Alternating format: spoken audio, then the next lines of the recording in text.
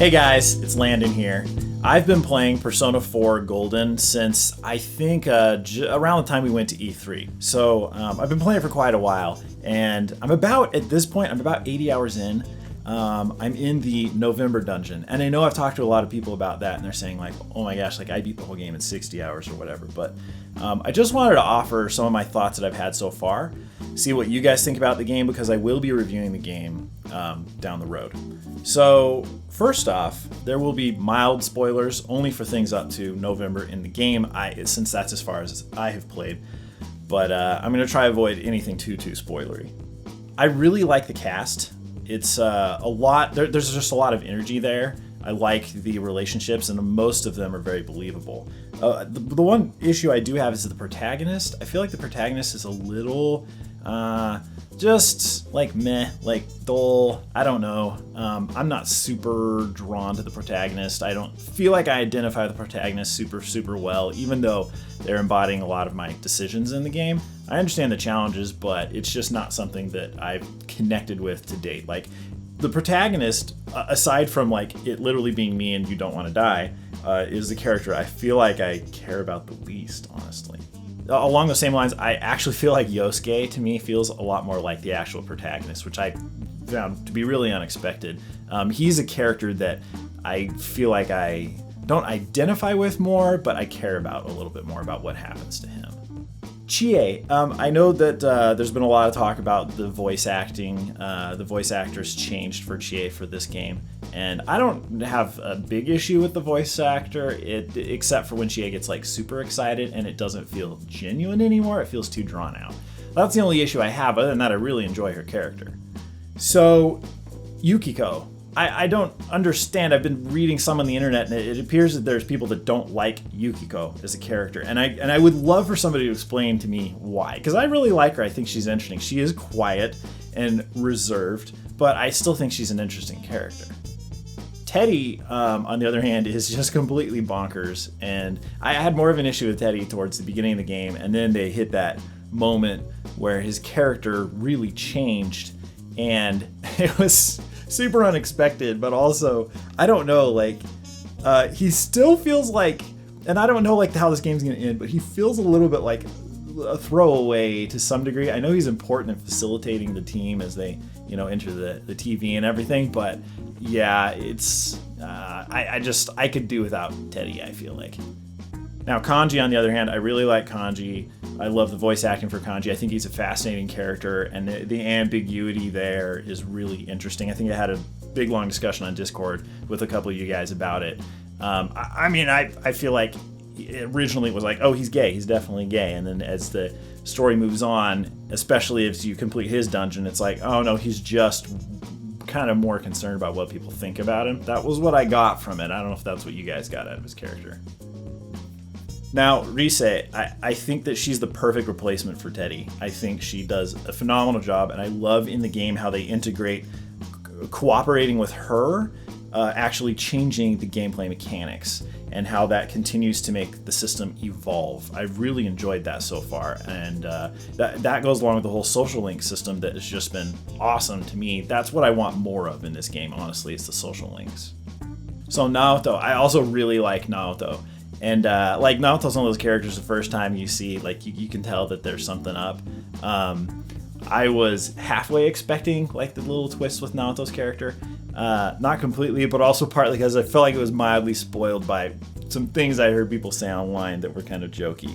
But what's interesting about Naoto is I feel like the character is very heavily inspired by Detective Conan. If you've read the manga or seen any of the anime, Detective Conan's crazy popular in Japan. It's just that whole child detective concept. That has to be a huge influence for her character.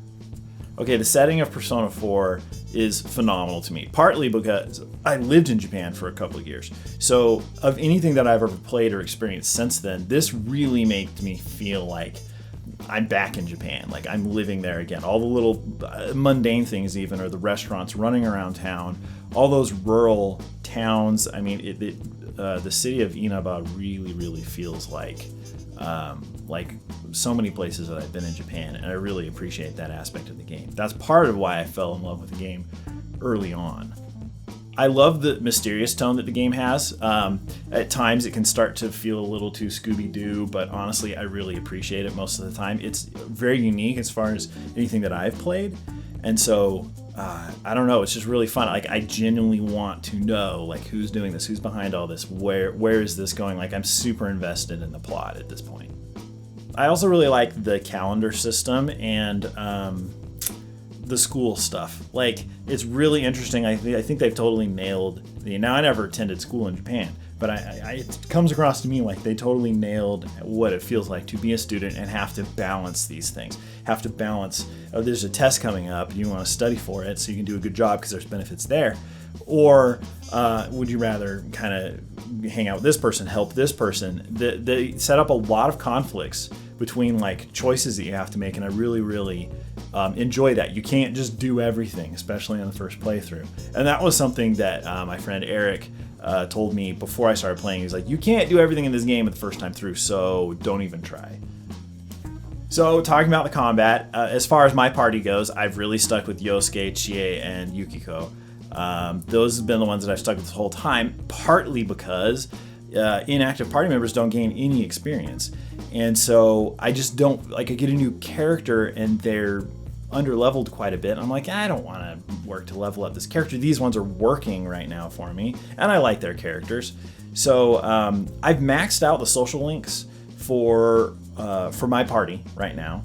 So I feel like less motivated to try out other characters in the party. If I did try anyone else out at this point, it would probably be Naoto. I'm really curious, and I've also heard that apparently Naoto is a very strong character. So that's, like, I'd like to try that out, but I'm also not having like a problem with the combat at this point. I think I'm playing on the default normal difficulty, I think. Yeah, I would really like it if inactive party members received at least some fraction of experience, because at this point I have characters that are so far behind, I'm just really never going to use them on this playthrough because it would take a bit of investment in them. As far as the dungeons go, I really don't like the procedurally generated dungeons. They feel pretty uninspired to me for the most part, and it's a little cookie cutter. Like, they're all cosmetic differences, cosmetic changes between dungeons. Otherwise, you know exactly what's going to happen, and it's going to stick to that pattern. Now, Naoto's was a little different. I think there was a sub-boss, and I liked that, but it would be nice if there was a little more to actually do other than just look for whatever random chests pop up, run through the levels. The next level will have harder guys. The next level will have harder guys. Like, that's gotten a little repetitive for me. It's honestly my least favorite part of the game. Now, that being said, the all-out mechanic is freaking sweet. I love it. That's like the funnest part of the game. Like, it feels really, really satisfying, as well as the element balancing. I think they've done a good job with that. My only big gripe is that the light and dark elements feel useless to me, because that I've seen so far, all of the light or dark attacks appear to be insta-kill low accuracy attacks, and I just don't care to like get rid of one move so that my persona can have one of those moves. I just don't see a lot of the purpose in that. I've run into a few characters where it's like, oh man, you should be going after these guys with light or dark. But otherwise, like, it feels like you can ignore that, and I have so far, and do just fine. So the rescuing system, just in general with the dungeons, it does feel a little bit repetitive, especially at this point, and I don't know how many more of those there are going to be, but it's really predictable. The pattern is, there's hardly any deviation in it right now, and so that, again, that's one of the reasons why going back into a dungeon is not super enjoyable for me. The way I've been handling the dungeon so far, just so you guys know, is I'll really honestly try and do as much as I can in one day. I don't like going in and coming back out and wasting time I could have spent in the real world. So I've really tried to prioritize the dungeons. When I go in, and I'm sticking it out, and I'll, spend as much time as possible there to just like maximize what I'm getting out of that day, because when I go home, it's gonna be like, oh, you're so tired from being in the dungeon, from being in the TV world, you've got to go to sleep. And yeah, I would rather have I don't want to have multiple days where I'm losing my evenings that way, if that makes sense. Also, I've noticed, you guys tell me if this is the case for you, but I have a ton of money in the game, and not a heck of a lot to do with that money. most of the items I have are items I've found in the dungeons, like the really useful ones. And otherwise I haven't found like a great way to spend my money. I've noticed that a lot of the best weapons come through either randomly finding them or honestly through the TV shopping program. And those are all roughly the same amount of money. And so I haven't come anywhere close to having to like make tough decisions with my money. I've always had way more than I needed. So I don't know if that's been the case for everybody or if I'm just hoarding it like needlessly. But yeah, I'm just not getting a heck of a lot of use out of the money in the game. I'm just filthy rich and it's actually kind of annoying. So also on that point, the weapon upgrades feel a little bit limited. Like I feel like, I don't know, there aren't a heck of a lot of different weapons for each character. I'll get to a point where it's like, man, I've had this thing for so long. I would love to find something else to use. And I'm assuming some of those come through the quests that like random people in town sometimes will ask for an item from, you know, a place that you know is referencing like a dungeon where you can go and get it. And I've heard that you can only get certain items if you have certain party members with you. So that might be something I do need to explore more. But I went back and I fought like some of the replacement shadows that show up in the earlier dungeons. And they've been, I don't know, they haven't given me anything like terribly useful. And I think it's probably because I waited too long before I went back in. But yeah, right now I wish that there was a little more by way of possibilities with weapon upgrades. Okay, so I was talking with some of you guys on Discord about this, and I didn't notice when I started the game, but apparently there's something known as a true ending to Persona 4 Golden. And I had no idea, but I guess it's based on decisions you make, and you need to make these correct set of decisions in order to get this ending.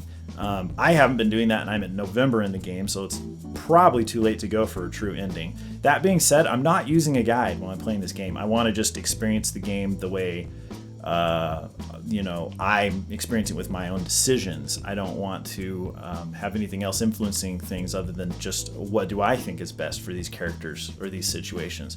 So I'm really curious to see what ending that I get based on my own decisions. I don't know how many different possibilities there are. Maybe there aren't really that many possibilities, but we'll see what I get. I'm definitely doing a second playthrough of this game though. I really enjoy it. I think I was talking to Toby about how the New Game Plus unlocks some features like fast forwarding and things like that.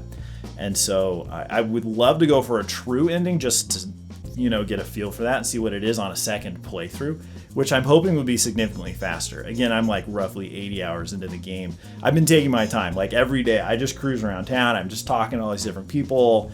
It's been a really fun experience for me. But yeah, I will not have a final review out until I've done that second playthrough and the true ending and everything, at which point I'll be able to actually get a review for you guys. So that might not be for a little ways down the road. But for now, I want to know what your guys' thoughts are. Tell me, first off, what anything that I've said that seems like inaccurate or, oh, you didn't quite get this right. I would love to know. I would love to be corrected on anything I've said in this video. As well as I would also like to know what your favorite characters are. If you had to pick one, who would it be? I'm going to throw a card up there so we can vote, because I'm just curious, like in our community, I know people feel very passionately about the characters from this game. And so we're just going to throw that card up there. You just click that I, and it's going to be it's just going to be floating right there. You just let me know your favorite character is, because I'm curious. I think right now I really like Naoto, just because Naoto's a super interesting character. So I would probably vote Naoto, I think. Not trying to influence you guys' vote though. So anyways, you guys can definitely look for a review of this game coming down the line, as well as Persona 5. We've got the Japanese version that we're playing right now. Kason was just playing it a couple days ago. So we're going to let you guys know some thoughts that we have on that game as well. But really excited. So again, let me know what you guys think of the game and anything that you guys think that I need to pay special attention to as I approach the end of the game. So you guys are freaking awesome. Thank you so much for hanging out with us on the channel. In the meantime, if you guys are looking for something else to watch, I would highly suggest the Kaysen's First Dark History video. I would click on that and check it out because it's super cool. It's a new series that he's starting, and he's going to be digging into some stuff that honestly isn't covered very well on YouTube. So check that out. Make sure that if you aren't subscribed, that you are subscribed. There's that little bell kind of button next to the subscribe button down there at the bottom now. If you click that, you'll be notified whenever we put a video up. Sometimes YouTube doesn't do a good job of letting you guys know, and we have awesome stuff that we're preparing for you guys all the time. So just click that button down there so that you're all set. Join us on our Discord server. That link is in the description as well, and we'll see you guys again next time.